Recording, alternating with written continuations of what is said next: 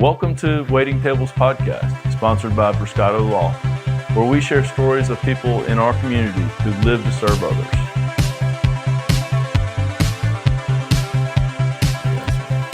So some assembly is required. Some assembly is required. Yeah.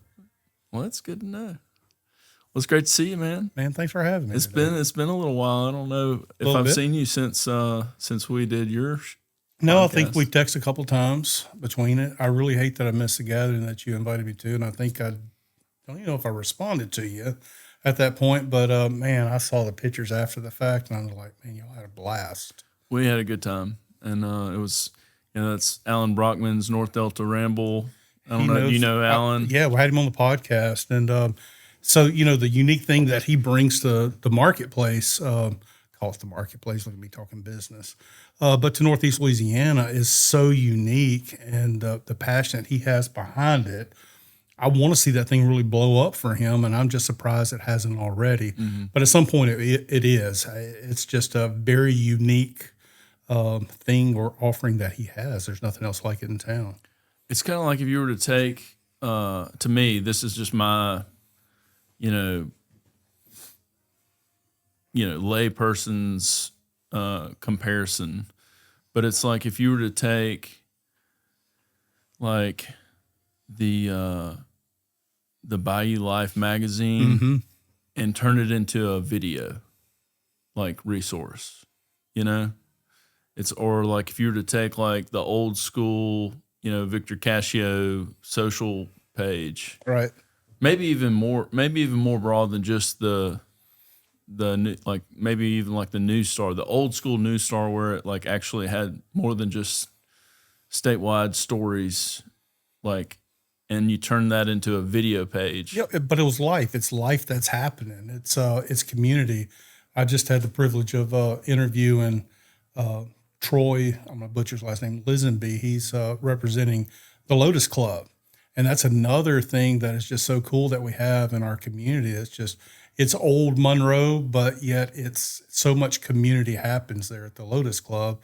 I don't know. Have you ever been? Are you a member of the Lotus Club? So I'm interested in joining. I think I've gotten a membership packet before, and I didn't join. But I mean, honestly, it was just a matter of I needed to follow up with the next step. It wasn't like I was like trying not to join. I just didn't join.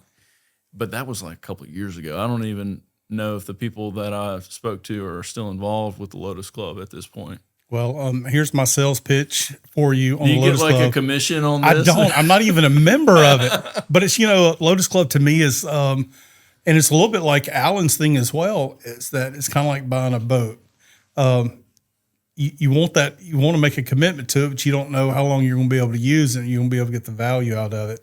And I think both of those organizations bring tremendous value if you use them to make that happen. But I do know that Lotus Club's having a membership drive, so I'd reach out to Troy and. Well, Troy, I'm gonna call Troy. Yeah, let me get him. Yeah, I'm sure you got his number. I might hit you up for it. Look, if you will watch our next podcast that's coming on 318 Experience, he's on it, and he's got all the information listed on it. Look at that. We're not even like 10 minutes into this thing. We're already plugging. That's a little pitch there. But hey, it's how you and I got connected though too, so it's a little common denominator. So tell everybody a little bit about what you do, because I think a lot of people probably have seen your podcast, but they may not really know everything that Brian Bendily does. So Brian Bendily, native to Northeast Louisiana. Fun fact about me, I've only lived two places in my entire life. The house I grew up in and the rent house I ended up buying when I moved out. So I think it's kind of comical sometimes when look, there's no judgment. When I'm showing houses to people, my wife shares a closet with me, and it's, traditional 1960s house with, they don't have large closets. And they're talking about, this closet just not quite big enough. And like, we're sharing this one little closet. But, we like to keep things simple. First real job was working for Coca-Cola. Started at the very, very bottom and was able to work up to probably the lowest level of management someone could say. I was salary, but I didn't have a whole lot of responsibilities. probably at that time, probably wasn't the best employee either. Young, thought I knew everything, and was with Coca-Cola about 11 years and got into real estate. And if you've ever met somebody that has their dream job, you got one sitting across the table from you, absolutely love what I do. Doesn't mean there's not challenges that come in that'll irritate you and through the process, but I love helping people. I love putting deals together for people. I love guiding people through the process, educating people. Even though it's not the most profitable side of my business, but the most enjoyment is when you take that person who's never bought a home before and you get to sit across them when those keys slide across the table, they get their keys to their first home. Very, very rewarding experience. So I've been selling real estate for about 20 years. So I know a lot of realtors. I feel like I'm you and when you're asking me questions.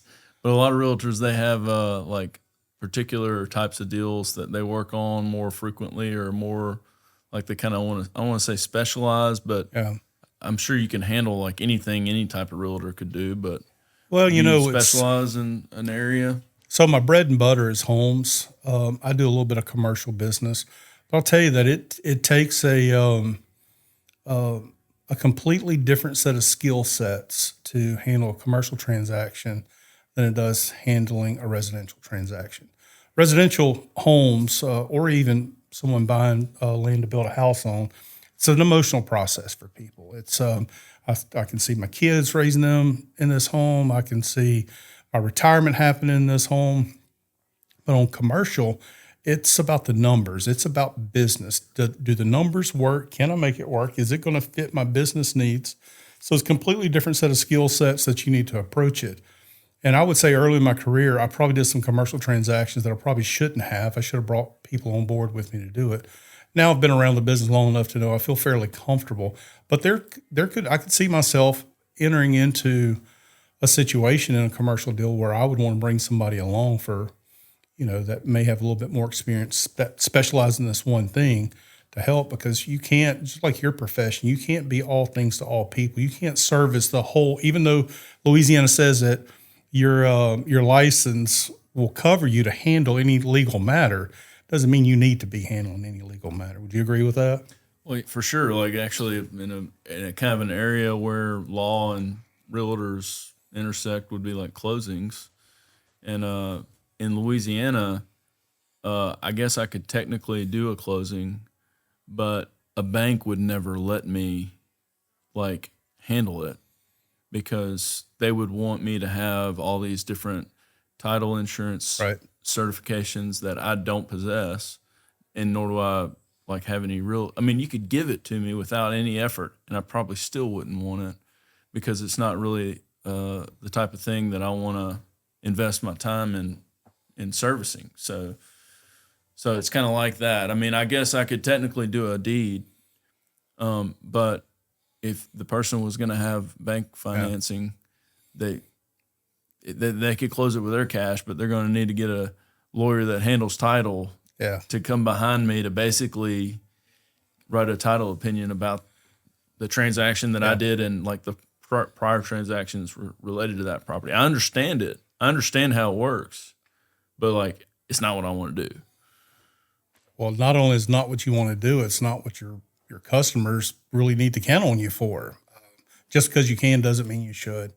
And in my profession, I think our latest count for Northeast Louisiana, we have like 730 some odd licensed real estate agents.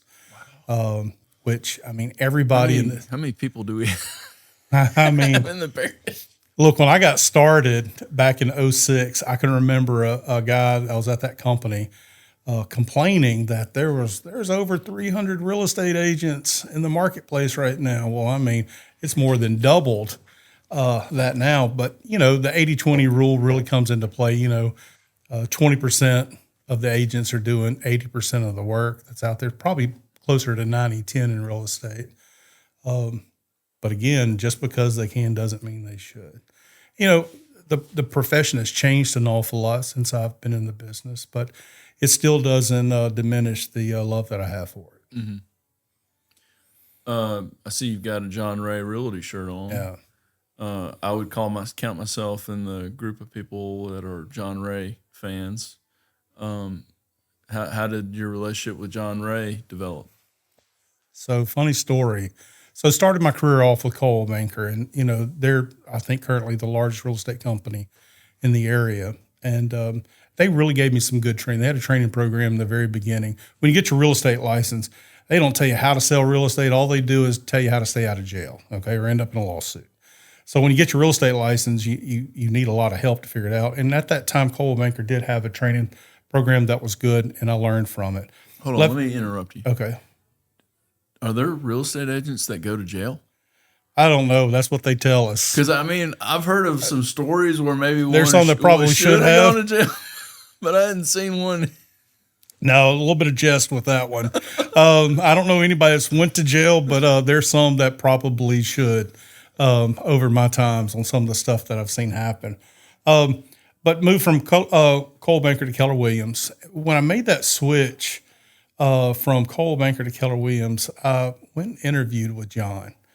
And John Ray's an icon in this community. He is a real man. He's in the office every single day, and he loves what he does too. Well, I went and interviewed with him. I'm kind of embarrassed to tell the story, but he tells it enough to where it's kind of worn some of my embarrassment off. Mm-hmm. At that time, when I was looking to change companies, I went and sat down and interviewed with him, and he gave me his pitch. He was very welcoming to me. Said, I'd love to have you, come here. I don't know if it was in that meeting or the follow-up. I think it was a follow-up meeting that I had with him because I told him I was going to think it over and I'd get back with him. I told him, man, I just didn't think he had enough energy. His office didn't have enough energy at that time. And I don't know why in the world that came out of my mouth. And I was looking at another company. It was Keller Williams at the time, to where they were new to the marketplace and they were doing something different. And they were a little bit of hoorah with some stuff. And you told him this to his face. I did. I did. I did. Good on you for at least telling the man. Yeah. It's not like you just ghosted him. No, I didn't. I shared that with him, and he received it. I don't know what he said after I left his office, but he received it at that time. And then I go to work at Keller Williams, and I was there for a number of years. And one thing led to another, and I parted ways with Keller Williams, and I came back to John. And I said, I can't imagine going anywhere else. If you would take me, I'd love to come work here. And he didn't throw any of that back on me at all of what I said. Not in that exact moment. No, not in that moment. He graciously took me in, and that whole office basically wrapped their arms around me and welcomed me in. And it was a completely different world for me because up until this point, I was a grinder. I'd get my leads from the website or wherever, and I was calling on the telephone. I was doing what I knew to be able to do business. But if you get to know me, if you ask me if I have, I'm getting better about not just giving my opinion, but if you ask me if I have an opinion on something, I don't have a problem telling you what my opinion is. But I was purposefully quiet for I would say probably the first 3 months, and I would listen. I would listen to the agents and how they transacted business. And two icons that I'll never forget, Nancy Nabnett, which is retired now, and then Kathy Van Veckhoven. I mean, these ladies, they still are. Kathy is still active in the business. Nancy's retired, but these ladies were like these huge icons to me. It's professional. When you talk about professional, actually I was intimidated by both of them because of the level of just, I wouldn't say reverence, but just respect that people would give them and how they handled business. And I didn't have a relationship with either of the two ladies because I didn't do a lot of business in North Monroe at the time. Tell John that I kind of expanded him to the marketplace when I came on board. But I sat back and I listened. Nancy and Miss Nancy, if you ever listen to this, give me a little bit of grace here. But Kathy or Miss Nancy, they didn't have, they were not the computer savvy people that were working internet leads or this new ad that they were running. They wasn't anything like that. But when I would listen to them talk, it was relationships.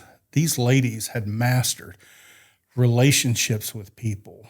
handwritten note cards. John, to this day, you'll see him sitting in his office. His office is encased in glass, much like this room, and he'll be down there with his note cards. He's writing X number of note cards a day and send them out to people. And just listen to how they were able to grow a career or business over these years by building relationships and then taking care of people. It wasn't surface. It was genuine. I'm going to know you. I'm going to know your kids, and I'm going to take care of them. There was, people would laugh that when Nancy would find out if somebody's got really good grades in school, she's writing them letters, telling them good grades, because at some point they're going to go off to college, and at some point they're going to come back here, and at some point they're going to need to buy a house. But she was there to take care of people. And when I realized that, there was a huge shift in the way that I handled business. I went from a very transactional agent to an agent that understood I don't have to do all of this extra stuff. I don't have to spend all this extra money on these other things that we use to be able to get business. I need to learn how to take care of people at the highest level, because when I take care of them, they'll take care of me. And when I made that shift in my business, man, it was very transformational. And I wish I would have made that switch earlier or knew more about it. Because when I got into business, I didn't have any sales experience. I didn't know what it was really like to take care of people at that level. I didn't recognize what good service looked like until I got there. And then just listening, and come to find out, it wasn't just Miss Nancy. It wasn't Kathy. It was everybody in that office had that same mentality. And that was just the culture that John had built within that business for 40 or 50 years, however long he's been in the business. It's just that culture that he built is learn how to serve and take care of people. Wow. That's like, everything you just said, I feel like is like a master class on service. And I mean, I agree. Like, I think you're 100%. It reminds me of, in my business, there are these companies that have you can pay they'll suppose somehow or another generate leads or whatever. Mm-hmm. And in my early, when I was brand new, I thought maybe I should try that, try some of that. And I don't know what it is about that whole process.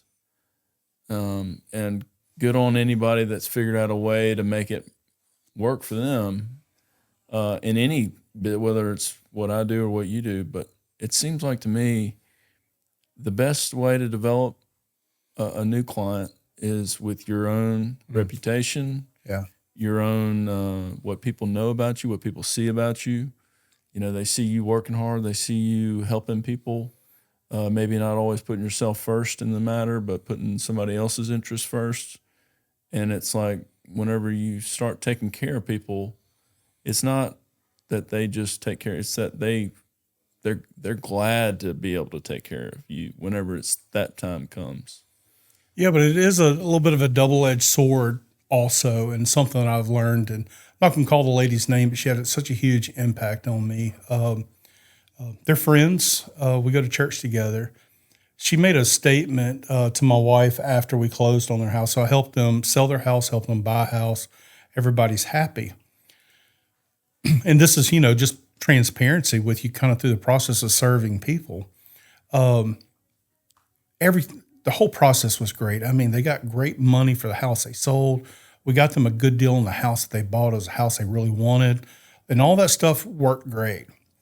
But a couple of weeks after the sale, she mentioned to my wife at church, she goes, Brian and I used to talk every day through this process, and I haven't heard from him, and I just feel like we should still be talking. It's just, I went cold after that. It's like I moved on to the next person to be able to help at that point.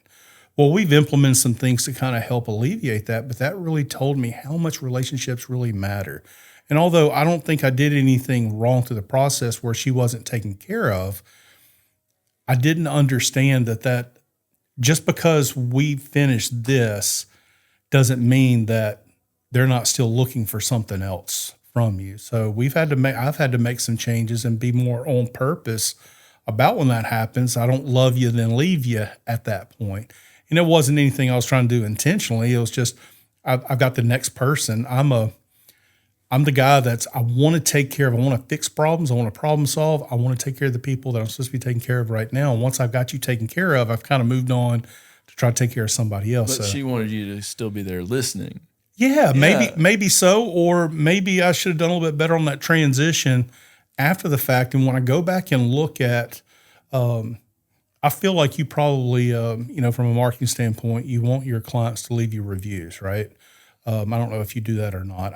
I do. I try to get as many reviews as I can, try to separate myself from the marketplace. The people who don't write reviews, I've come to find out, are some of the people that maybe felt like I loved them and left them instead of continue carrying that on. My personality, I'm an introvert. So when I get home, a lot of times I feel like I've done spoken all the words that I'm capable of speaking. And sometimes I just want to be quiet for a little while. So I've had to learn to adapt to being able to still continue to take care of people after I've taken care of them. Well, I would think that like if you're looking for something to visit with your customer about, a client about, and as a realtor, are you a fiduciary of your client? Yes. I think a lot of people don't understand what fiduciary means. And I don't think a lot of real estate agents still understand what that really means. And through this conversation, it may sound like I'm talking bad about my industry. I'm not.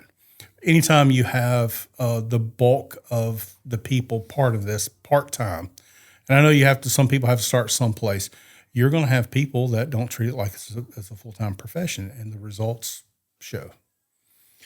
Well, and what I would commend you on is that you take it seriously. You're obviously a full-time realtor. You're not that there's anything wrong with somebody doing a part-time job, but something that I've noticed in a number of instances that I've kind of come in contact with is it's like there's a fiduciary relationship, which, let me just ask you, what does that mean to you?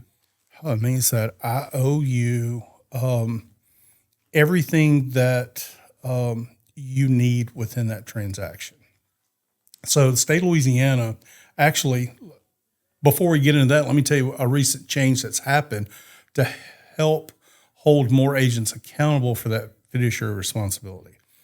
So back in August of last year, the National Association of Realtors settled a big lawsuit. And in that lawsuit settlement, they agreed that agents now showing a home to buyers have to enter into a contract with that buyer's agent before they actually can show them this home. Louisiana took that one step further and said, okay, we hear that it's realtors. There's a difference between a real estate agent and a realtor. So that all real estate agents in the state of Louisiana now have to abide by that. So it's not just a organization, it's state law. We have to do that.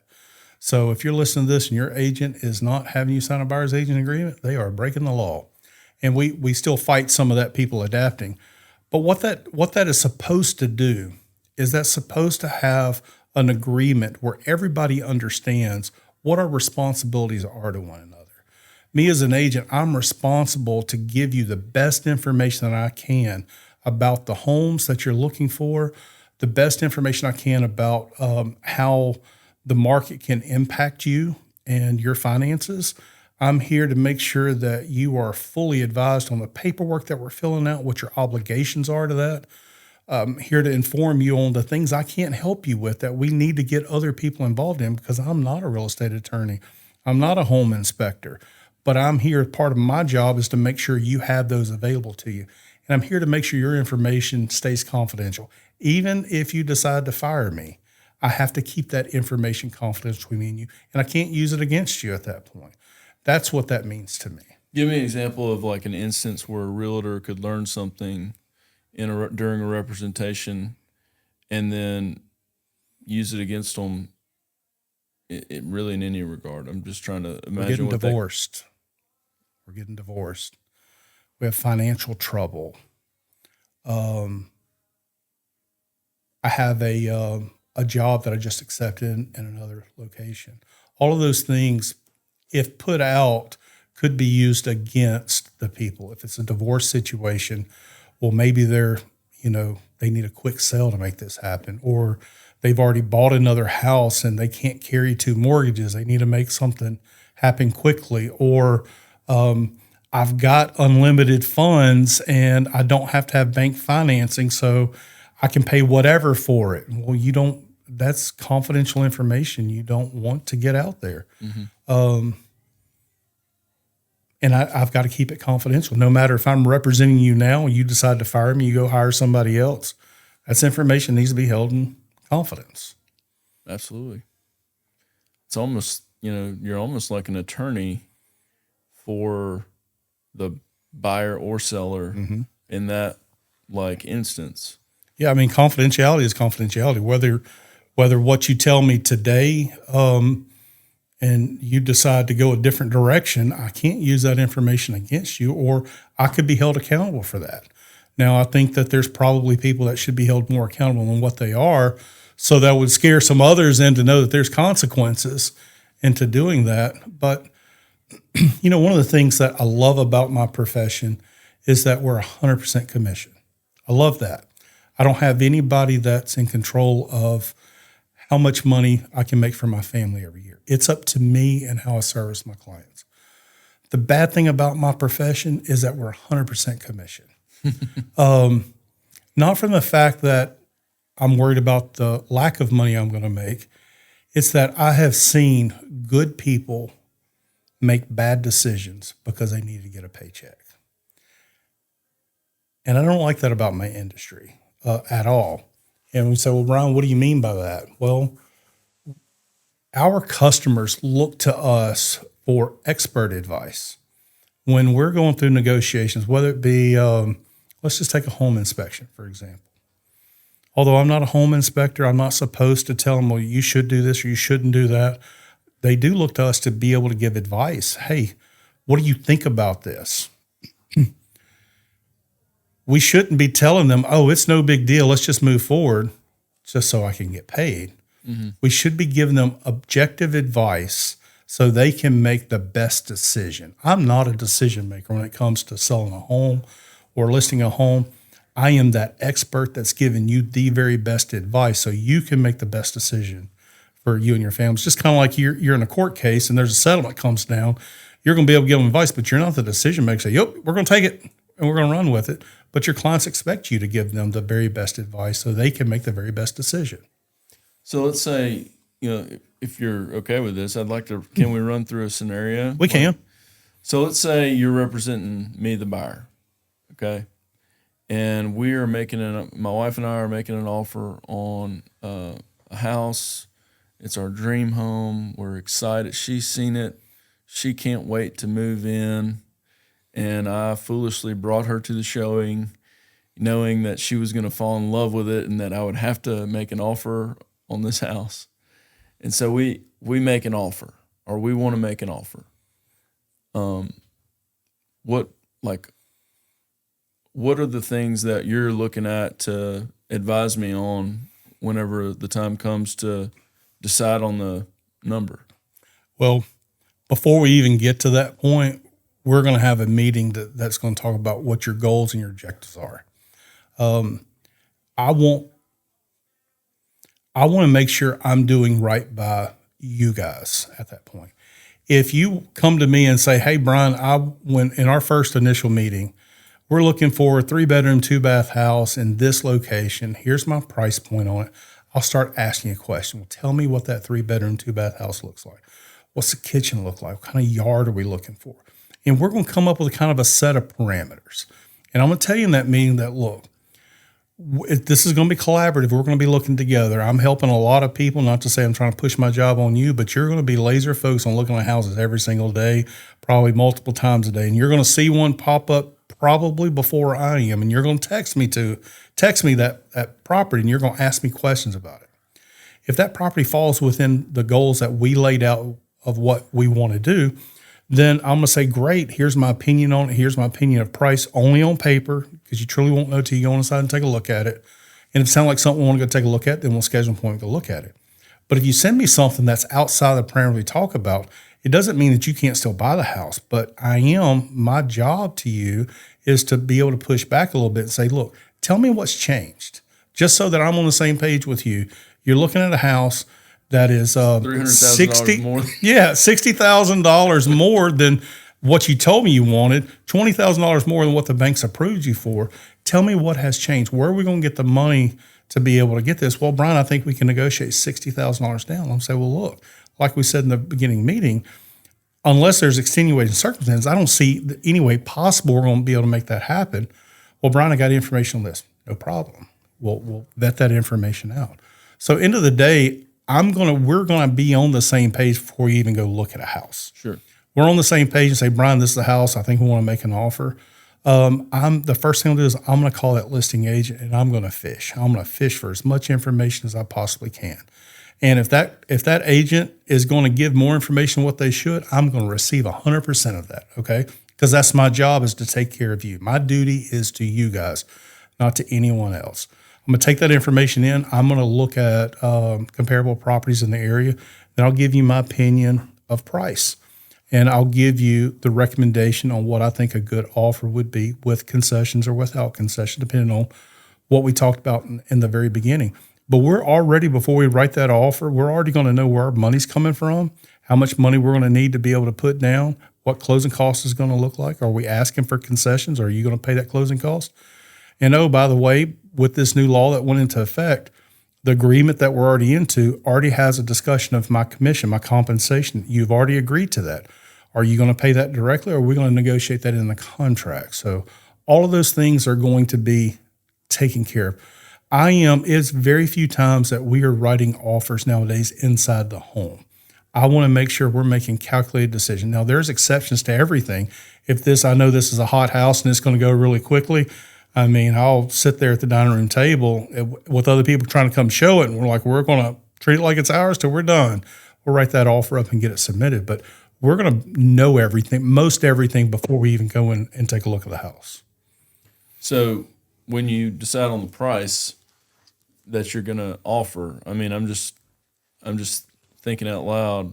I'm assuming that there may be some instances where you would recommend, like, if you really want this house, if this is your house, yeah, you're going to have to come in at the ask and maybe even a little more. There's probably times where that happens. Yeah, in some cases, especially during the COVID chaos we were going through, there was a lot of offers that were written above asking price, some with escalation clauses. It got really complicated for a lot of people. What's an escalation clause? Where people would write in, they don't work well in our market, I'm here to tell you, but an escalation clause would be, I'm going to pay $100 more than the highest offer up to this amount.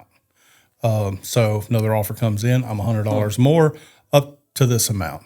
In theory, you're and if like, you accept that offer, then you have to honor that. That means if somebody makes an offer, they would have to disclose that the offer was made, and who made it. I'm assuming. Oh, they'd have to show paperwork. Yeah, I mean, we would write that in that we're willing to go up to this amount, and sometimes we would put in we would waive our appraisal contingency, so that if it didn't appraise, we're willing to go up this much more, or the appraisal shortfall that if it's $5,000 less than asking price for what we offered, then we're willing to cover that gap. We're okay with that. So some of that happened during that time. We're not seeing a whole lot of that now. We are still seeing some multiple offers. It's very sporadic. It's property specific and different locations. It's not just in one area. It's very specific. Real estate's only worth what the next person's willing to pay for it. And what I found, when you think you have a handle of what's happening in real estate, I mean, you'll have a curveball thrown your direction. You're like, this house can sell in the market for a while. Well, I mean, we had 3 offers on it. So, you never really know. It's all about who's in the market at that right time. But I'll tell you this, that my best advice I can give you, you still may disagree with it. And that's your right. You hired me to give you the best advice, and you may not follow it. And you may decide to make a bad decision, but it's not because I didn't give you the best information. And I'll still work with you. If you want to make a bad decision, be responsible with your money, that's fine, but you're going to have some guardrails. I'm going to guide you through that process. You're going to speak up. In other words. Absolutely. Yeah. You're going to know, because the last thing I want to see happen and trust me, this has happened before, is discuss a couple of fears that I have in real estate that kind of help guide me down the path. I don't want you calling me in 4 years and say, hey, Brian, you did such a great job. We got a dream job. We're relocating out of the area. I want you to come sell my house. And I show up at that appointment and I give you my opinion of value on it, and then have to tell you, well, we really paid too much money for the house during that time. And, you're not going to make near as much you want, or you could be upside down. I don't want to ever be in that position. So if you're going to overpay for something or go against the advice I'm giving, it's not going to be because we didn't have a conversation. Sure. But it's okay. There's no judgmental eyes coming from me if you decide to do it. It's your money. I'm not living it. I'm not paying the mortgage on it. You are. So if that's the choice that you have, and there's a lot of reasons somebody will overpay for a house. It could be out of convenience. This is what I have to happen right now. I got to do it, and they know up front. I know I'm overpaying, but it's what I have to do for my family to get them situated right now. I get it. I'm with you on it. Yeah. So there's logical reasons where someone would not take my advice and do something different, but I just need them to know that. Another fear in real estate, it's not a fear, but it's something that'll send like this strong pit in my stomach. When we close on a house, if I see your number pop up on my cell phone up to 2 weeks after, it's never, hey, Brian, another high five, such a great job. It's another high five. Hey, Brian, we got a problem. Oh, I hate those. And those, as much due diligence as you want to take on a property, as much as you want to take or can take. More. Well, I mean, even doing more, we were talking with an agent in our office today that they had done a termite inspection. They closed on a house, and they started the remodel, and they got this one particular room done. And the lady was trying to do something in the house and noticed massive termite damage. And we had one of the very best termite inspectors look at it. And I'm not saying he missed anything, but it was just something that just did not, I don't know, no matter what we could have done, could have found that. There are going to be some of those situations that pop up from time to time. There's not a problem until the day there is a problem. And there's always a day one or a day zero when that happens. Same thing with plumbing.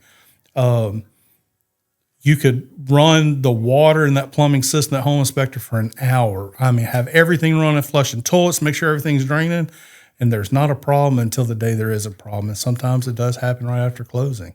No matter how many cameras you run through the sewer pipes or how much checking that you've done with things, problems can still happen. Sure. And I hate it with a passion when that happens, because I don't want anybody to ever have a bad experience.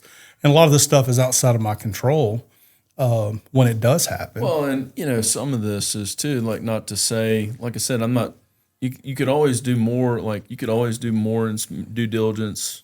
You could always have another inspection or have another camera go. I've bought several properties. I've never had a drain line inspected with a camera. But I mean, you could always do a deeper dive on anything. But on some level, like at some points, now it's different if somebody's hiding a major problem. Yeah, that's completely different. No, I'm not talking about that. Yeah. But I'm saying, like, if you've got a situation where, like, you close and, like, something breaks or something malfunctions or something's not going your way, I mean, that's just part of the reality of home ownership or property ownership and being a good steward to your own property. Yeah, and that's something I really try to focus in on with first-time home buyers. Our economy today, most clients I work with are paycheck to paycheck, and I really mean this at pretty much most financial background. For the people that are making 6+ figures, the people making under that, a lot of people are still paycheck to paycheck. But the ones that don't have any reserves, I try to make sure or encourage my first-time home buyers and make sure you have at least $1,000 in an emergency fund, because you can't call the landlord when something breaks. You have to get it taken care of yourself. And trust me, when that AC unit goes out on a Saturday and your wife and your baby sitting there looking at you to figure out what's going on, or a single mom trying to figure out what I need to do to get it fixed, it's not fun. It's never fun when you have to spend that kind of money, but not having the ability to be able to have somebody come out and take care of it concerns me. So I always encourage people to have some type of emergency fund. But most people are trying to run it all the way to the line. They're going to finance the maximum they can possibly get. And the cost of owning a home now is it's not cheap. It's not cheap in our area. And there's a lot of reasons for that right now. Insurance is one of the big ones. People want to talk about interest rates. Interest rates are not great at all, but they're not horrible when you look at it over a 30-year period. When I bought my home, I think I paid 7% was the interest rate. And at that time, it was a 30-year low. But the cost of insurance is through the roof. To be clear, you're talking about like homeowners policies? Homeowners insurance is just through the roof. I would say over the past couple of years, it's almost doubled. And some people said theirs have actually tripled. Why do you think that is?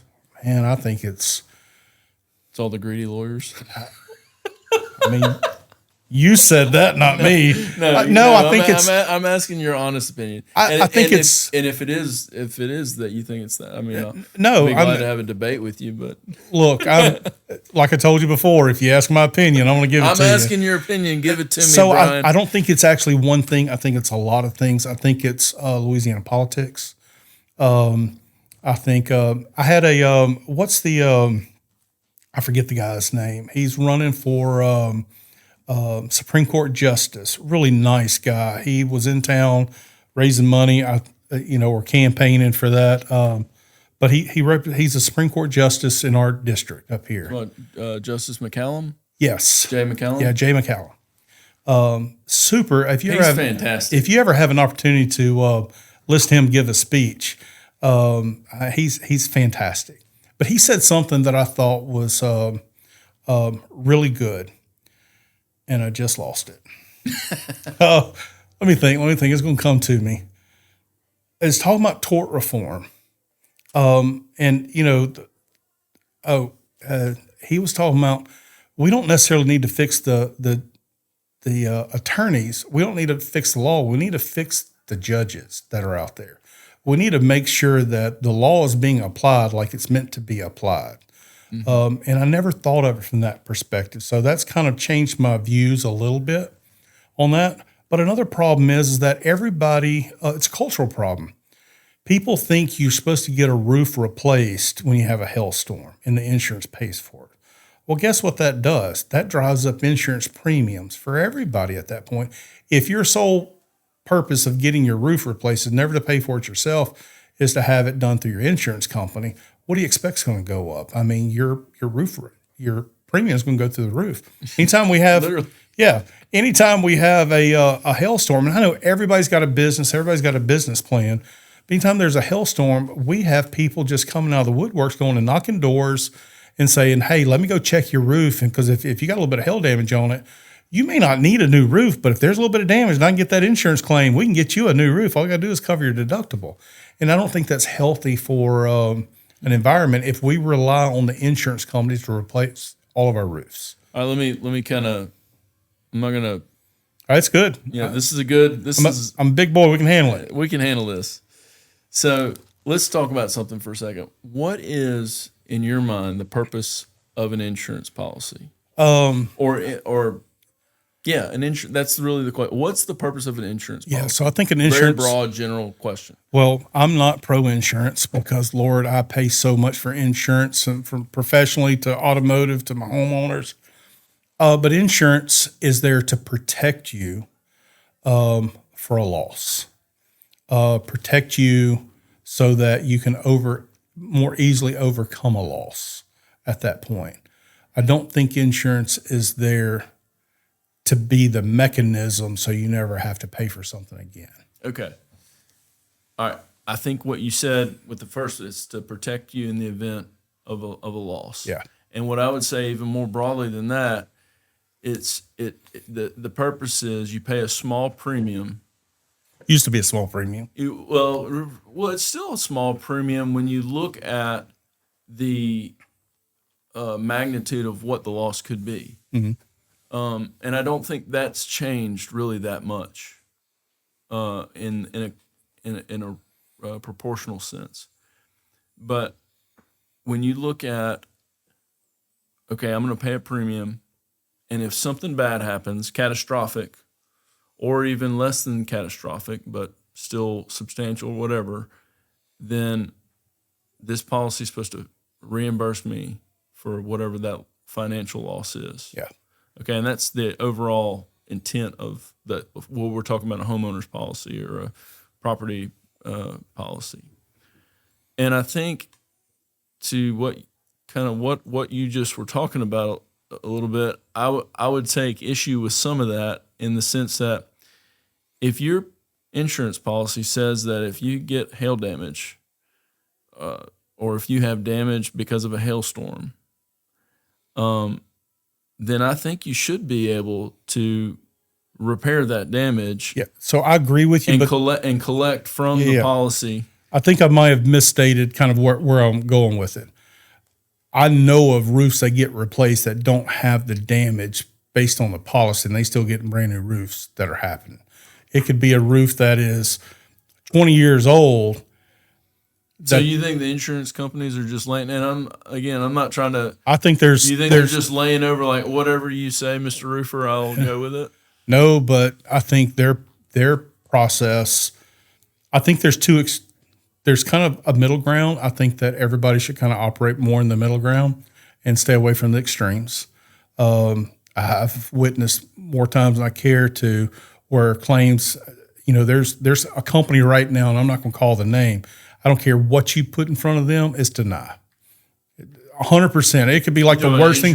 Insurance company. It's deny. And I think they're horrible for doing that. Are they like a good neighbor or? I'm not going to call colors or anything, but 100% of what I'm seeing is deny. And it's just blatant. It's deny because I feel like they know that there's a certain amount that's not going to challenge them on it. So that's money saved at that point, right? Yeah. Yes. But on the flip side of that is I can see where I don't know how these adjusters get paid, but you can be very, very, very selective on things, whether it be old damage, whatever the case may be, and people want a paycheck and they get roofs out of this deal, and there was no reason for them to qualify for that. I mean, and this is an unqualified person making that statement on it. I think there's some extremes on both ends. Do I think these insurance companies are making way too much money? In some cases, yes, but I don't think that we would have so many insurance companies pull out of the state. That's part of our problem right now is we don't have enough competition. There's so many that pulled out of the state. If they're so profitable, they would still be here. So there's something that's broken in that process to where our rates need to come down, some of the highest in the nation. And when we start over a 5-year period and some people are saying that their rates have tripled, there's a problem somewhere with that. Well, here's what I would. And I don't have the answer to all of it. Well, and I'm not suggesting I have an answer to all of it either. And I'm here, as a person in the industry, in the industry from the standpoint of an advocate for persons that are affected by claims like this. And I've handled, millions and millions of dollars of first-party property insurance claims. And what I can tell you is, I'm sure there are instances where it's like less of a fight for the homeowner or for the property owner. And I've seen that too. Like, and I'll give you a good example. During Hurricane Laura, I had a property in Moss Bluff, Louisiana, which is like one town north of Lake Charles. And like if you're going from DeRidder to Lake Charles, you're going to drive right through Moss Bluff. And it was a 16-unit apartment complex. It was the first investment property I'd ever done. I'd had a residence at that point, and then a lawyer friend of mine from DeRidder was like, "Hey, I've got a lead that on these apartments, and would you be interested in partnering up and doing some apartments?" And so I was like, "Sure, yeah, why not?" And at that point in my life, that was the worst decision I'd ever made because it was like, every month there's a capital call. Every month I'm writing a pretty sizable check to cover the mortgage or, basically the mortgage. Yeah. You know, I mean, there weren't really a lot of expenses other than well, I guess we had insurance and I think we did have an electricity bill. But I'm writing a check every month, and it's like a check I'm not comfortable with writing every month. I mean, for probably about 14 months. And up until the night before Hurricane Laura, I was a fool for getting involved in that deal. And then the morning after Hurricane Laura, it was like I could write a book on investing in real estate because the place just got totally demolished. Yeah. I mean, there was no saving it. Like, it would have cost $2 million to fix the place, and it wasn't worth $2 million. You know what I'm saying?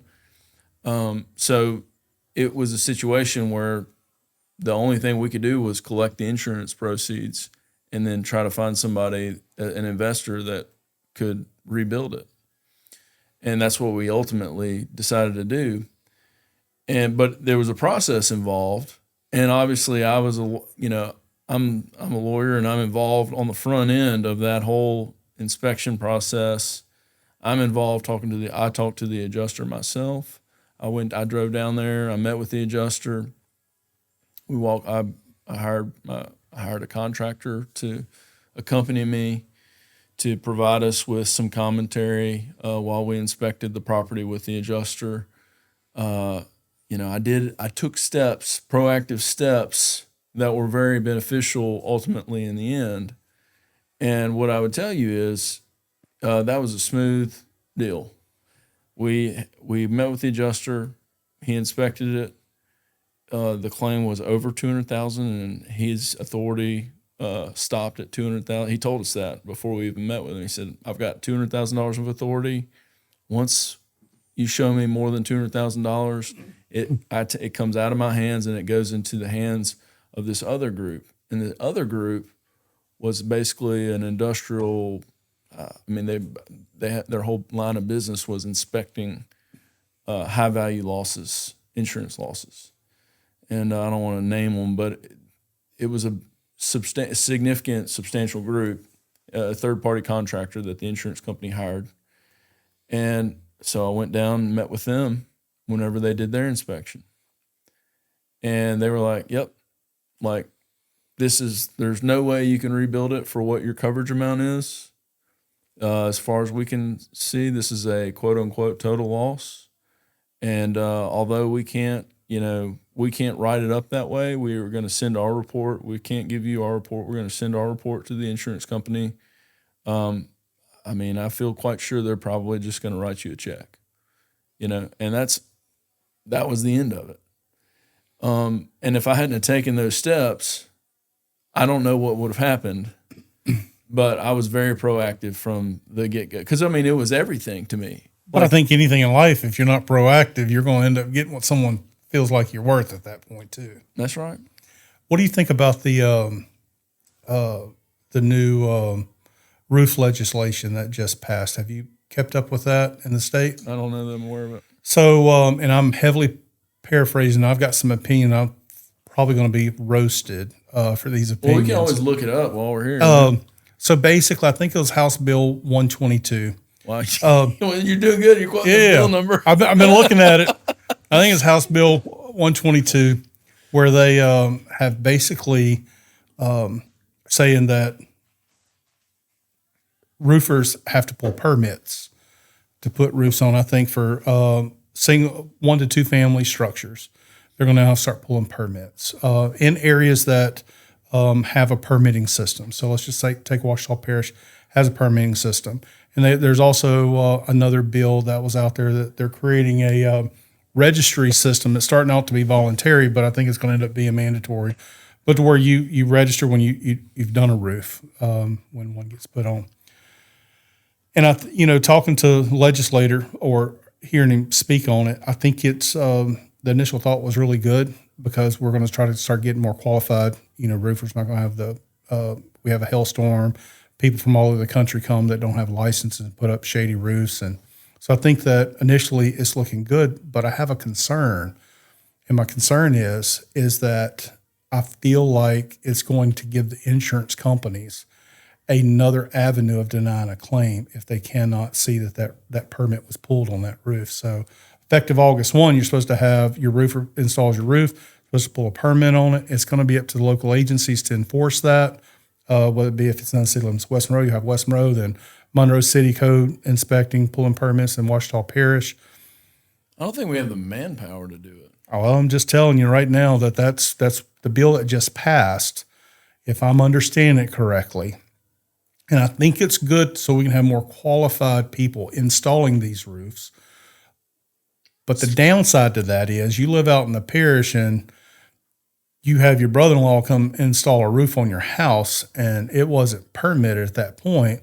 2 years down the road, you've sold that house and there's a hailstorm. You have a 2-year-old roof. You've been told you have a 2-year-old roof on the house.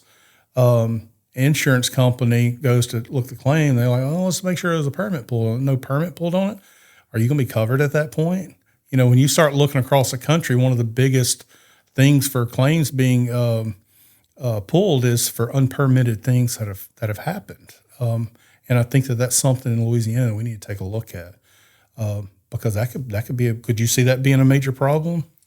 Well, I think if the insurance company writes the policy, it's incumbent upon them to do their own due diligence and to inspect the roof. If they want to come pull some tomfoolery after the fact and say, oh, this wasn't a perfect roof before you got the policy. Like, the insurance company needs to come in and do an inspection. I mean, you would think so, but I mean, I can tell you 2 instances this year where I've had a couple of weeks or even a month after a closing's happened, the insurance company decides they want to come out and inspect the property, and one property had too many cracks in the driveway, and they say either you replace your driveway or we're canceling your policy.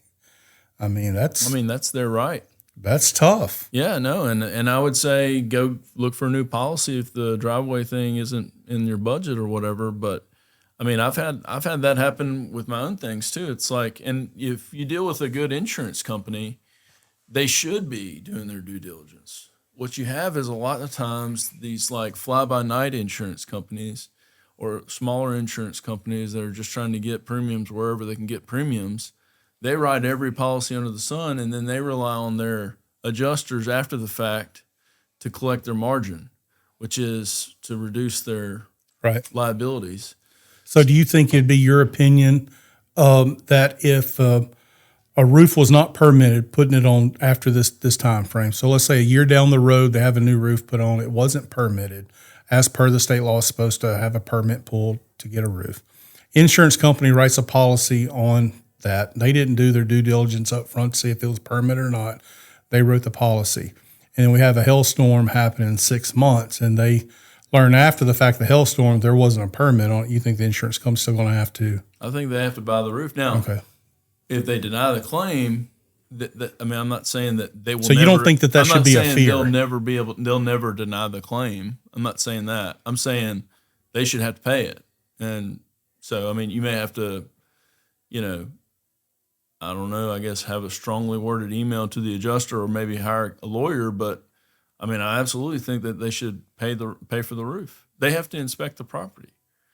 If they're insuring it, it's up to them. You're not, whenever you write your application for an insurance policy, you're not guaranteeing that your premises was constructed appropriately into code, particularly if you didn't build it. Right. I mean, how can you know? Like, how would you know? Like, for example, one rule in the roofing world that I'm aware of is like you can't have more than 2 underlayments, which means like you can't have more than two roof systems laid on top of each other. You can have 2, but you can have 2. So like you could have like this. I have a flat roof at my office, and I don't know exactly how it's constructed, but you could have like that roof, and then let's say you had a hailstorm, you could have a roofing contractor do an overlay basically to reconstitute the roofing system. Well, there are some examples of buildings where there's 3 or more. Right. And in that situation, I would say again, the roofing, the insurance company had an opportunity to inspect the premises. If they didn't inspect it, they certainly can't deny the claim because it's not constructed to code. In fact, it's even probably they're going to have to pay more because now it's going to have more work done to Right. reconstitute the property to code. And that's not, I mean, you can have different policies that exclude different things, but that's not something that typically they exclude because Okay. you have to do it. It's part of the, the risk that they're taking on to collect that premium. Yeah, good information to know. So yeah, I would say no. I'd say if they start to, I mean, they're just going to make lawyers get more busy with denials on something like that. How big of a problem do you see that is in our market on just denying claims, whether it be anything insurance related? I think most people that have a homeowner's claim in particular, or a first party property claim, they'll like try to negotiate with them. The adjusters will try to do this little negotiation dance, like, well, we don't see it. We'll pay you $11,000. You think that'll cover it? And then they call the roofer up and say, hey, how much is this roof going to be? I need a number, because they're trying to, and it may be that, if the roofer did it to code and did every line item that was appropriate for the circumstances, maybe like $25,000. You see what I'm saying? So Trust me, I understand what you're saying, So but that kind of goes back to your level of representation, how you understand the value you can bring to the table of knowing what is going to be appropriate and what's not going to be appropriate. Well, going back to that kind of situation, I would say the vast majority of people, they might say, well, 11,000 is not going to do it, but I can do it for 20. Yeah. And then all of a sudden there's a deal at 20 and no lawyer, no, that's it. That's the end of it. And you know what? I don't know. I don't know if that's right or wrong. I'm not like trying to get involved in everybody's $20,000 deal. Well, let's talk about that then. That's $20,000 until they start the job. That's right. They start the job, and that 20, when they like, well, look, we've got rotten decking that's underneath it. So that 20,000 is now 25,000 because I have to rip up all this decking, and I have new code I'm gonna have to go back to because I'm having to pull this decking up. I'm gonna have to do something a little bit extra that I wouldn't have had to done had the decking not been rotten. So, and I would bet, like I said, I would bet in those circumstances, the adjusters are pretty much saying, okay, you're right. We didn't know there was going to be rotten decking. The 20,000 number doesn't make sense anymore. Just have the contractor send us a supplement or whatever, and we'll take care of it.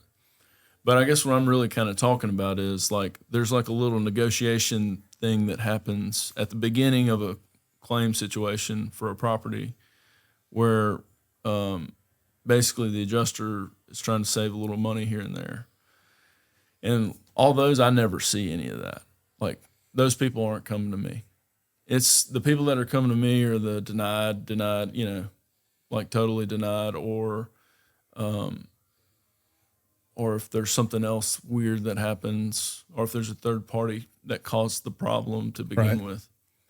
But I can tell you, from what I've seen, people are by and large, if it's a first party claim, they're going to try to handle it themselves. And that's like, I'm not trying to suggest that anybody that's got a little hail damage on the roof should lawyer up immediately. I mean, if it's a simple, small deal, let it be a simple, small deal and move on. yeah, it's time and place for everything. Yeah.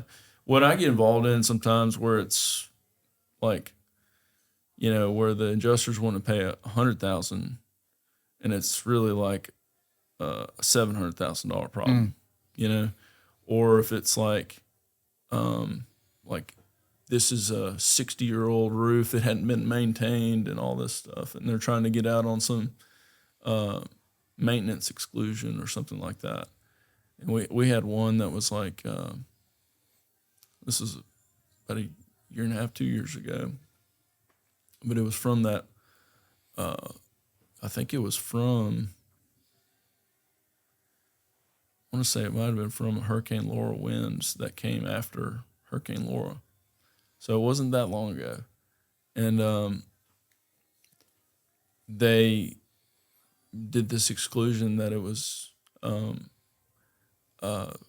improperly maintained roof system, and it was like that. What are you talking about? Half like the front of the building is a commercial building. Half the front of the building got ripped off. Like, I mean, it was like gone. And basically it was a denied claim from jump. And then after that, actually, I mean, the miraculous thing was after that, my property owner had another event. I think it was like a hail event or something like that, following it up. That claim ended up paying for him to get a temporary repair on the situation. So he kind of like, he got like lucky ultimately is what happened. But that first claim was denied all the way through, and we litigated it. And I mean, like I said, it was like a situation where I think they offered like $25,000 to settle it, or to him before he hired us. And he's looking at this, 10,000 square foot facility. Yeah. He's like, what am I going to do with $25,000? I mean, he couldn't do anything with that. And so, I mean, that's kind of where, that's more what I get involved in, I guess. But on the retail level or like the homeowner level, I've handled some of that, but usually it's a fully denied claim by the time it gets to me. Well, insurance is expensive. I want it to be cheaper. I'm open for suggestions for somebody to make it cheaper. I think the real problem is that you got to have it, and you actually don't have to have it if you have your mortgage paid off. You could take on that risk of that catastrophic loss. And I don't want to take on that risk. Yeah. So that's why I have it.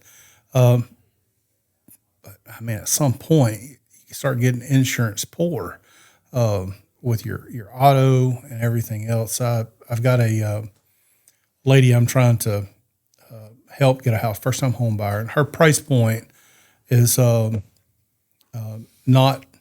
It's almost like the entry level home nowadays is like $200,000. It almost seems like. So she's approved for an FHA loan for $130,000. Is what she got approved for. So for $130,000 with her, it's FHA, so she's going to have to pay some PMI on it. For taxes and her insurance, it's going to be $1,000 a month for a $130,000 home. And it's just, I don't know if you've looked at what you can get for $130,000, but it's not much if you can even find something nowadays in that price point. So the cost of with your mortgage, with insurance, your mortgage rates, it's just affordability is hurting a lot of people. And then you advance it and start looking at the rental rates. Rental rates have gone in our market through the roof here lately. With Meta coming in, a lot of those people are buying in Ouachita Parish. You've got your superintendents. Most of them are buying, but there's a lot that are renting. I mean, there's some luxury homes that are being rented for $6,000 a month.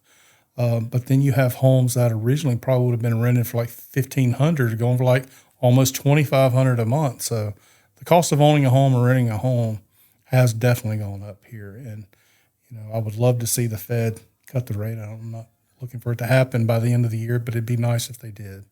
Yeah. Do you think that the Fed rate being like where it's at do you think it's detrimental to our local economy here? I wouldn't say to our local economy, no, but to housing, yes. The National Association of Realtors put out a study here. I think they do it every year, and it come down on the state level, broken down. One home sale, not new construction, but a resale home, brings about $40,000 worth of income into the area. When you start talking about, and that's a lot of money, every home sale on average about $40,000 into the area as far as income.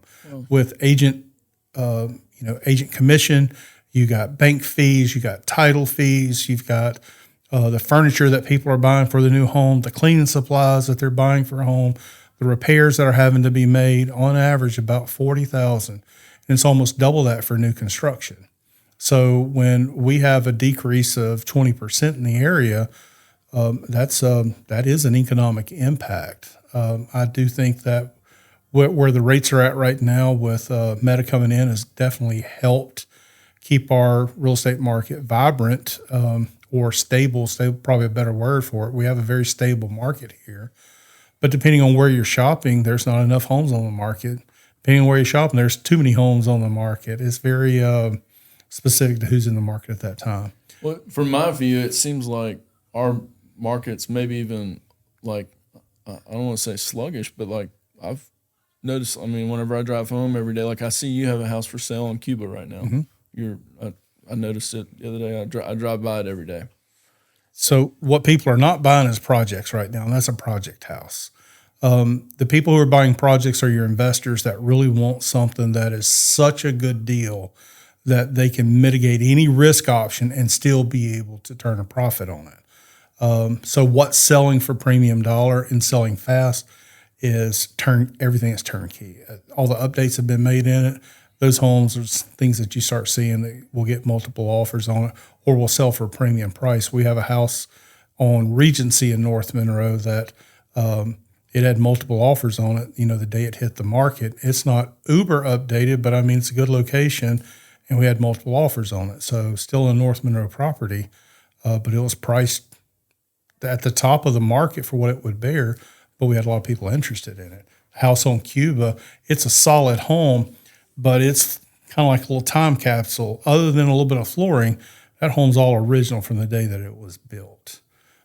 And there's not many people, even though it's got a good floor plan, a lot of space, not looking for a project right now. Well, and I noticed that there's like several of those houses like in that neighborhood that are kind of in that same category. Like, maybe, I don't know if successions or people moving to like assisted living or another living situation.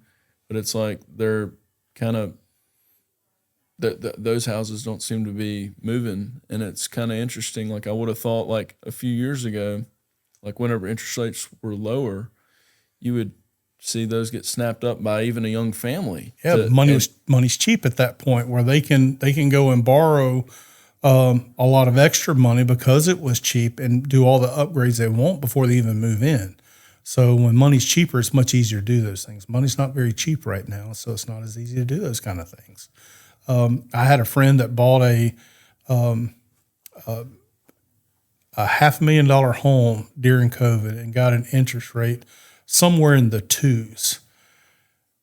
Couple of years later, same friend group wanted to buy a home, but for the same mortgage rate that they were paying, they were only approved for like $275. Wow. And it was same mortgage, what everybody's paying. And it was a punch in the gut to them. It's like, why can't I have X? Well, because money's not as cheap. They just hit the lottery when it came time to be able to buy a home, and they won, and you just were not in the market at that time. Wow. And you can't compare what you have versus what they don't, because you wasn't in the market at that time to be able to make that happen. But it is still a punch in the gut. I mean, can you imagine? I mean, same friend group, same like economic background, and paying the same money, and somebody's got twice something that you don't have. Wow. It hurts. Whenever we bought a house right at I'm trying to remember when we closed on it. Cassie was pregnant. So I think it was like November of 2020. And we paid 2.5%. And I was like, this is great. And then we bought another house, and we sold that house, and I could kick myself. I wish I would have just held on to it and made it like a rental property, because right now that thing would probably get like $4,000 or $5,000 a month. Yeah. But if we could all have a time machine, go back in time, know, we all right? would do things a little bit different. Yeah. But you have to. I have a lot of clients that want to talk about real estate and would like to do something different. And they're hung up on the fact that I've got a 3% interest rate. I don't want to let go of that. Okay, I hear you, but here's a different perspective. If you don't want to let go of that, hang on to the house and buy something that you want. I don't think people should let their life revolve around a rate that they have at that point. Yeah. home ownership, responsible home ownership also includes your quality of life that you're having, the use and enjoyment of it. Nobody's going to start upgrading a home and be able to get that money back out of it the next day. You got to factor in use and enjoyment out of those upgrades that you're doing. You're using it, you're enjoying it during those times. Now, if you're doing it for a business and you're trying to flip something, that's a different story. But if you're trying to upgrade your kitchen right now, you go in and want to blow that kitchen out and spend $100,000 on it, you're not going to get $100,000 back that next day. But over time, through appreciation, it's going to catch up with it. But you're doing something that you want right now with it. If you're planning on hanging on that home, hang on to that mortgage and go buy you what you need. But what people don't realize is the appreciation rate that we're having right now, you buying that next home, you're missing out on all of that money, on that appreciation that you're going to be getting on the next home. Are you going to be paying more a month for it? Yeah, but when you start looking at the dollar for dollar savings on that interest rate versus appreciation, you will lose money over the long term by hanging on to that lower rate than you would going through the appreciation and that use and enjoyment that you're having throughout the year. So if you're just sitting on the sidelines because you got that great rate, but you're hating the house you live in, I think you're missing out on life. And that's not me trying to sell somebody something. I think it's the reality of it. You're selling yourself short at that point. You can always refinance. Yeah, if rates drop. Now, do I think we're ever going to get back to the threes in my career? Who knows? It's not likely. You never know. You never know. The sweet spot, I think, for our market and things take off is going to be in the fives. I think the fives is a good 4 and 5s are good solid. I think to dip down the 4s occasionally is going to be great, but getting into the 5s, I think will get our market really moving again. And people don't understand that we got to have the people at the top wanting to move and the people at the bottom wanting to move before anybody in the middle. In the middle is who's gotten hosed the worst out of all of this. If you talk to your custom home builders, they're all busy and they're all backed up with 2 or 3 homes in line when they finish this one. People with money, they haven't stopped spending the money. It's the working class that's going to work every single day that has that 401k. They got kids in school and they're counting that paycheck when it comes in. Those are the people that's gotten hurt the worst through all of this. Your first-time home buyers, if they can make that payment, they're going to jump in. They don't really have a care in the world. It's all about that monthly payment. If I can just make that monthly payment, if it's cheaper to do this than it is to rent, they're not making a whole lot of calculation. And I'm painting with a very broad brush, but it's the people in the middle that got hurt the worst out of all of this. I think you're right. I definitely think you're right. Well, where can people follow Brian Bendily? Oh man, if you can spell my last name right, keep me in. I try to be as many places as I possibly can, but my cell number is the 318 experience. Yeah, 318. Let me just hit on that real quick, not to kind of overshadow the greatness that's happening here. And I'd like for you to be able to share with me why you started this podcast. I started my podcast. It's not an income producing podcast. It's my wife and I. She sells real estate also. We get so tired of. Well, tell me about your family a little bit. Yeah, so I got 3 kids. Hannah, she's my oldest. She's in marketing. Graduated from ULM. My middle child, she will be turning 12 next week. The 26th is her birthday, and she's. I used to call her an old drama queen, but she loves drama. She's at the Strauss Youth Academy, and you talk about a child that's found something that she really loves. I mean, she loves it. She does great at it. And then my youngest one, she's 8, starting 3rd grade. It's quite a spread. Yeah, a little bit of a spread, but I wouldn't have it any other way. Having a kind of starting over again when you're a little bit older lets you appreciate a lot more things in life than when you're that young father that thinks nobody can tell me anything. You're coming home doing this. Yeah. But it's great. And my wife is absolutely amazing. She, I wouldn't be where I'm at in my career if it wasn't for her behind the scenes, making me look better than what I actually am. She's the one that really helped me to really come up with tools and systems to where we can let our people feel loved and appreciated even after we close on the sale. And that's important to us. The majority of our business comes from our past clients and our close personal friends. They pick on me sometimes. They say, Brian, you're just all business all the time when it comes, because I care about your financial future. We're not going to be laughing and joking and cutting up while we're looking at houses. I care about your financial future. I want you to know I'm taking it serious. But I started the 318 experience because I was looking for a way to communicate to our region that we're more than the negative stuff that you hear. We have so much to offer, all walks of life. I'm not one that you're going to ever hear me really talk a lot about politics. I don't have a problem talking about my faith, but politics kind of leave it off to the side because half of my customers on this side of the fence, the other half on that side of the fence. You know what? That's okay. It's okay for us to be different, but we're going to be respectful of one another through that process. But I want people to see the good that we have to offer. I'm a firm believer that we have everything a big city has, but you may have to look a little bit harder for it. And I just want to spotlight the individuals and the people that I think are doing great things in our community, and have something to offer, whether it be entrepreneurs or business people like yourself, community leaders. I want people to get to know and love this place like I love it. So that's why we started it. That's awesome. I've loved watching it. I've watched, I don't know that I've watched every single episode you've published, but I've watched a bunch. You got too much time on your hands. I've watched a bunch of them, and it's always, I always come away with like knowing a little bit more about you and knowing a little bit more about your guest, or maybe learning for the first time about your guest. And it's great to know that you're in our community. It's great to know that, like, to hear kind of the anecdotal stories about their lives, and people that I'm familiar with that or not, but just to hear the kind of like what's really going on.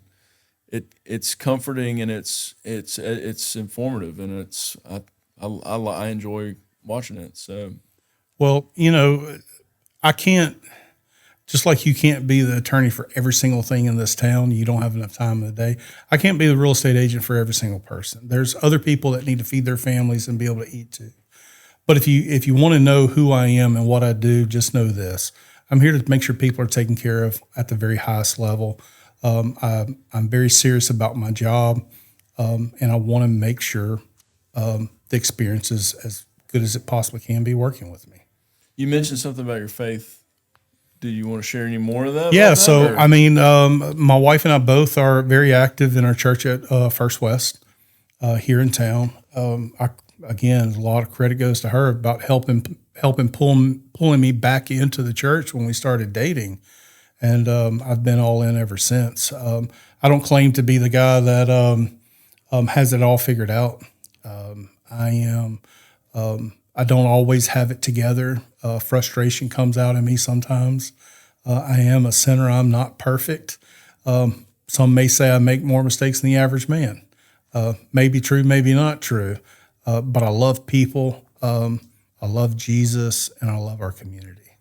Thank you for sharing that, and I brought that up. I imagine that you were Christian, but I don't think I had any reason to particularly know that. I don't attend your church. I do attend another church, but something that I struggle with, and I kind of want to talk to you about it. And I'm not like trying to get all preachy or anything, but I do struggle with something, and it's about my faith, and it's like I don't want to use my faith as like some sort of like tool or I don't want, like, I'm not running around saying, oh, I'm a Christian so that you'll be comfortable with hiring me as your lawyer, or that you'll want to do business with me because of that. Like, you know what I'm saying? And I get turned off sometimes whenever I see, like, people trying to sell what they think the ideal should, you know what I mean? And I never know, like, really how to bring it up. And you brought it up, and so that's why I'm kind of talking about it now. And I never really, like, you brought it up. You didn't bring it up in that sense. I'm not suggesting you brought it up in a salesy way. I'm saying, like, you mentioned something about your faith, but then you didn't elaborate. And so I asked, because I don't know how to, and maybe you can inform me on this or give me some guidance on this. Like, how do I talk to people about my faith and I believe in Christ, in Jesus Christ, but I'm not trying to make sure everybody knows, you know what I'm saying? Like, what do you? Well, I don't think there's anything wrong with making sure everybody knows. I think that's what we're actually called to do. And if I could point out a flaw in my life, is I don't do that enough.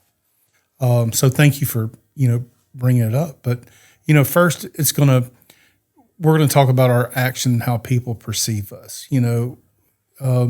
People should see that Jesus lives within us, within our actions, without us having to say it. So that's number one. Number two, we're always looking for opportunity to be able to share our faith with other people. And if there's a big flaw that I have is I don't look for enough of those opportunities. So coming out of this today, I'm speaking it out loud. That's, my confession to you is that I need to do a better job of that.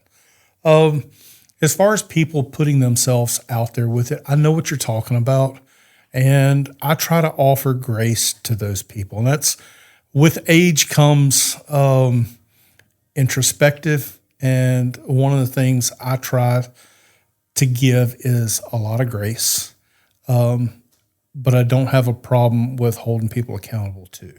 So if we're in a private setting and it start to come up in a position where I've heard someone as a fellow believer start saying some things, I don't have a problem having a conversation about those types of things. But I say that your actions need to speak louder than words. And when the opportunity presents itself, I think there's nothing wrong with you engaging that conversation with people. Right on.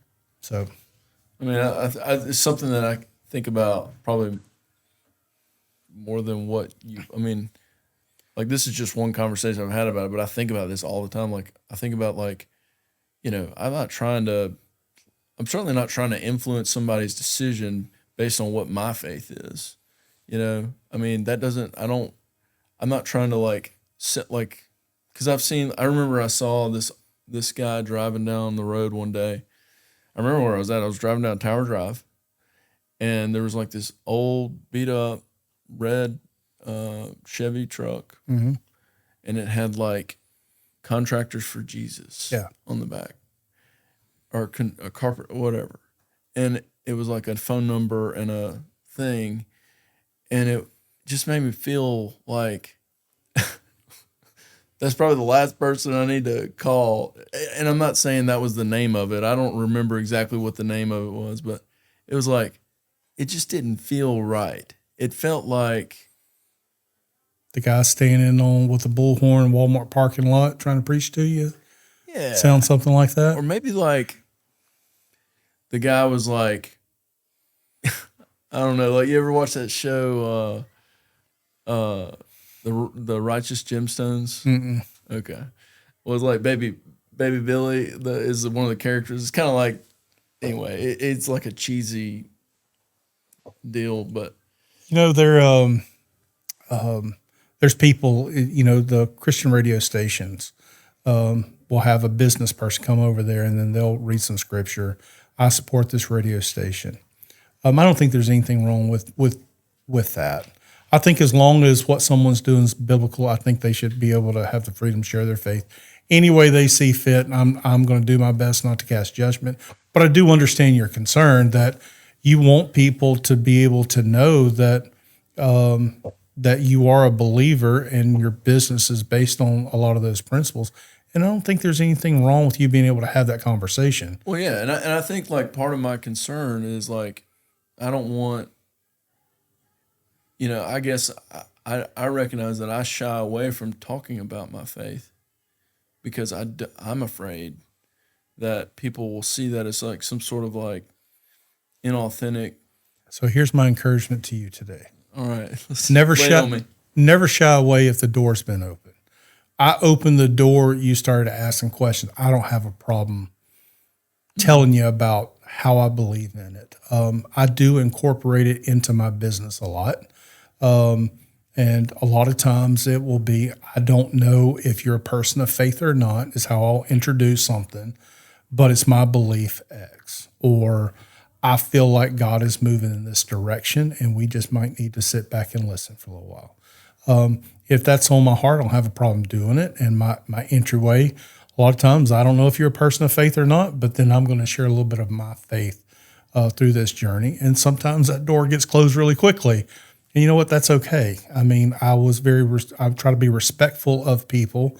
But I do think that's a double-edged sword too. If you're in a private moment and you're hearing the adverse to that, sometimes we may need to hold a believer accountable sometimes.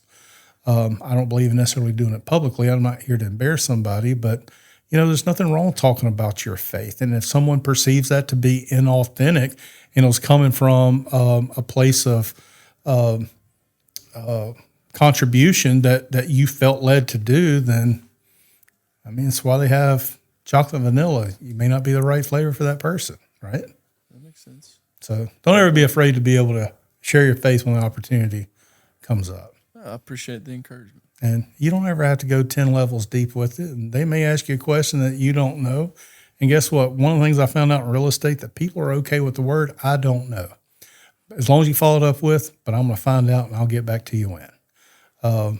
My wife is getting back into more of the front office of trying to start going out and showing again. She's worked the back end for so many years. Is your wife a full-time realtor? Full-time. Okay. Full-time. And she's been full-time for many years, but she's been on the support side, loving on our past clients and our sphere of influence. And that takes a lot.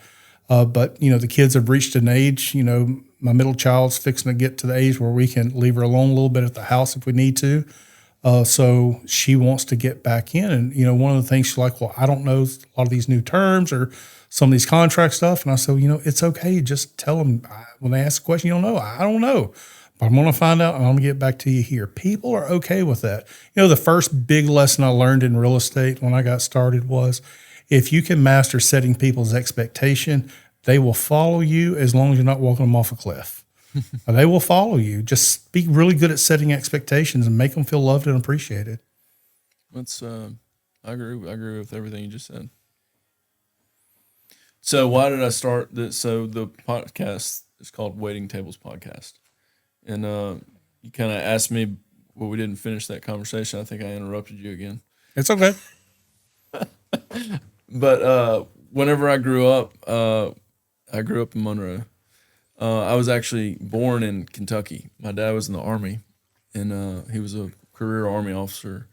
And his last job was he's from Monroe, but his last job he requested to be it's called Professor of Military Science for the ROTC department that covered the Northeast Louisiana region. And at the time, it was located at NLU, ULM now, and now it's not at ULM, but it was there at that time. And so he got that job, and that's where he retired. And then his father and mother started a restaurant called Gino's. And I grew up waiting tables at Gino's. And so, I look at my career as everybody's a table, basically. I'm still waiting tables. And what I really wanted to do, though, was connect with people like you in our region that are involved in service, that are not necessarily selling a product, but servicing our friends and neighbors. And I think it's important for especially the younger audience, and hopefully there's somebody listening, to hear from people like you that, you've encountered hundreds, if not thousands, of clients in your time as a realtor, to kind of hear what your foundational, program is. How did you become Brian? Well, you learned through a lot of school of hard knocks how to treat your clients, what they need, what their needs are, but, what they may have some desires that really kind of we probably shouldn't go look at this house that's $100,000 outside your price range, because what are you going to do if, you're not going to be able to afford it? If you're going to be like the dog catching the tire, and it's you have a broader sense of what's going on in your clients' lives that informs you on how to serve them the best. And so I like talking about service. I've been a servant my whole life. I can't imagine a day whenever I'm not a servant. And anyway, I think it's something that it's good to talk about. And it's good to hear from other people about how. And I think it's needed too. And I'll tell you that service overall has been diminished. A lot of it is, our phones, and we want things quick. So man, I really appreciate you spotlighting those things. So there's a lot of people that may never have really experienced true service. I mean, if you've never been to a place like Gino's and the only thing that is being served at Taco Bell, you really don't know what it's like to truly be served at a table, right? That's right. So I think this is a pretty cool idea that you have. Well, thanks for coming on and sharing your story about your business and your podcast. And, I hope we get to do it again. Yeah, man. Appreciate you having me.